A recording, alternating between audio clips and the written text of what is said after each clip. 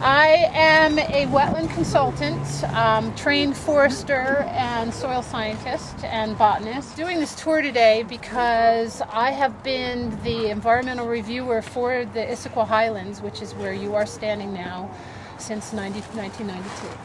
I got into the city of Issaquah when they realized that this huge development was going to be constructed, developed a parallel government called the Major Development Review Team that had parallel staff to the actual city of Issaquah staff. So engineers, public works, planners, etc. And they didn't want to have an in-house wetlands and stream person because it was another salary that they would have to pay in Betty. So I'm an outside consultant, but I've been playing that part for all this time. Any of you who have worked with wetlands and stream corridors would know that these things shift with time. And especially once you completely surround them with development, you alter the surface drainage pattern, so when the rain falls, where it goes. You change it completely because you've graded and changed all the surface topography. And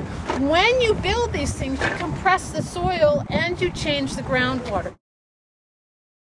Now this is especially critical in Black Diamond, where you've got aquifer recharge and discharge, so where springs are coming up and water is perking down through the soil profile. That's a recharge, and a discharge is where springs come up.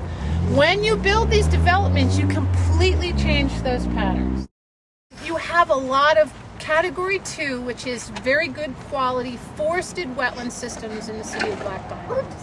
This is what you can expect to happen when you plat it out to the extent that they have proposed to plat it out, which is no different than what's up here. Okay, so this is what's going to happen in Black Diamond. This was originally all forest with a bunch of stream corridors. There's coal reserves up here. Most importantly, though, being a glacial, having a glacial history, there was a lot of what we call riparian corridors or stream corridors through here, and a lot of wildlife. And it's connected, you know, we're nestled right up against the foothills of the mountains. So there's a lot of environmental situations here that are not dissimilar with what you have in Black Diamond. There have been a lot of lessons learned up here at the Highlands, and I wanted to share those with you since the city of Black Diamond has not consulted with the city of Issaquah or the Major Development Review Team to find out those lessons. They seem bent on relearning all the mistakes that have been made, and I wanted to share them with you, the citizenry, so that hopefully at least there is some memory in the city and you guys can look ahead and maybe try to prevent some of the same mistakes and problems that happened up here at the Highlands. Use best available science recommendations. We do have this document that the Department of Ecology put out. It's called the Best Available Science, and it has guidelines for development and protection of wetlands. They say 200 to 300 feet is necessary to protect the functions of a wetland, which is wildlife habitat, water quality improvement, protection from flooding downstream. A lot of these corridors, they used to have a terrible time downstream in the city of Issaquah with flooding of Issaquah Creek because a lot of the headwaters for their creek are up here. You've got the same problem in Black Diamond. The headwaters are higher up on the hillside. If you keep the water that comes down as rainfall in the wetlands and stream corridors for a longer time, and it doesn't just flow rapidly down to the lowlands, you can prevent flooding. But if you take them all offline and the water hits these impervious surfaces and flows right downhill, then you will have flooding, and then it carries sediment, it erodes. All of these protections are called functions in wetlands. We know what those wetland corridors and the buffers need to be in order to maintain the functions that the wetlands do.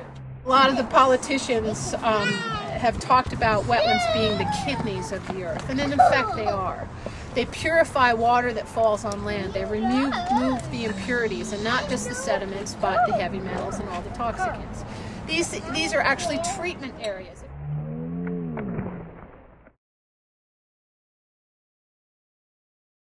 When you do allow encroachments, make sure that they're for a reason.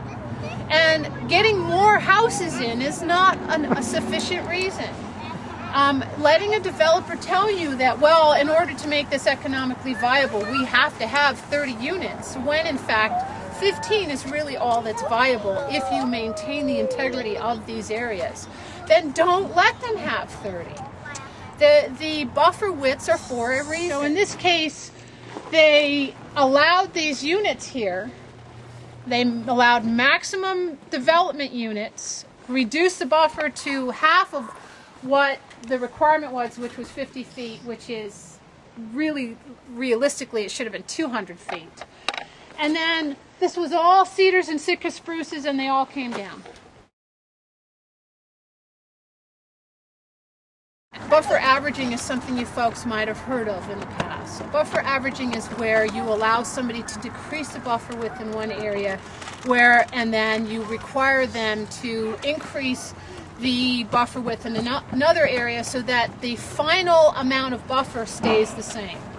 Does that do anything? It's garbage. There's no scientific basis for the concept of buffer averaging. Because always where they want the encroachment is where it's going to be most sensitive. You're going to decrease an area on a wetland and put in a use that is usually no way it's not going to be detrimental to the wetland, and that's exactly where the buffer is going to be the thinnest. It makes no sense. It's not a logical thing.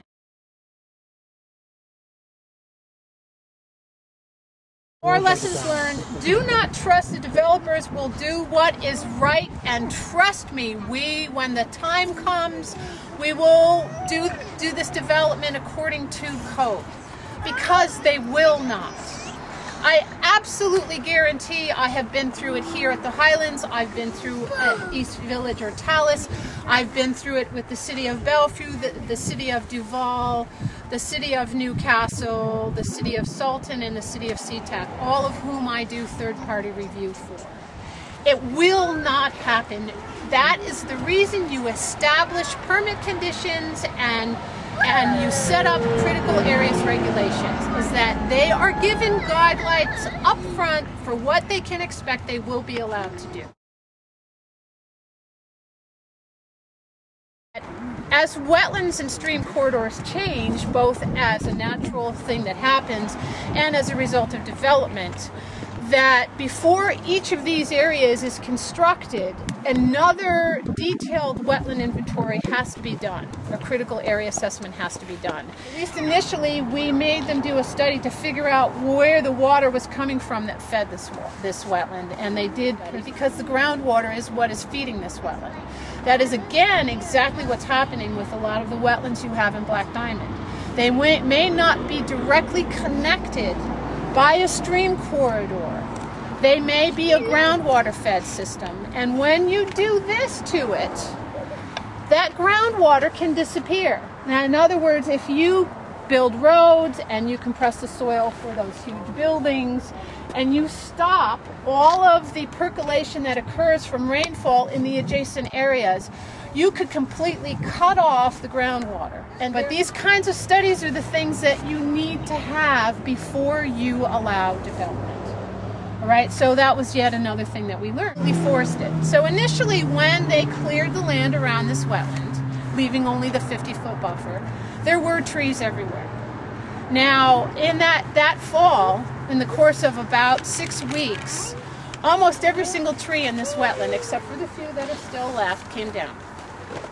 And all of a sudden, these people were like, oh my God, because this is one of the few wetlands that was left. So let me show you guys some pictures.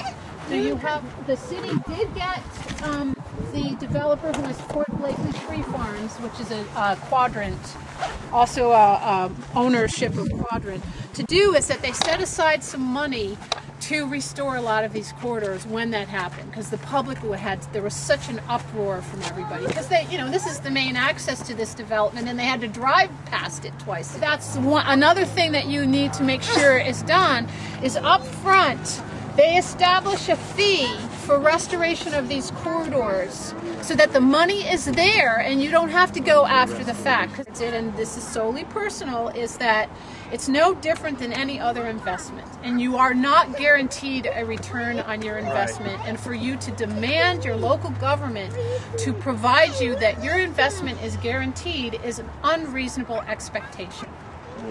Especially when it's the public good, and these environmental critical areas are the public good.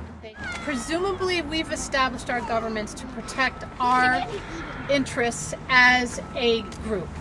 Not the interests of one or two people of the group, but the interests of the group as a whole.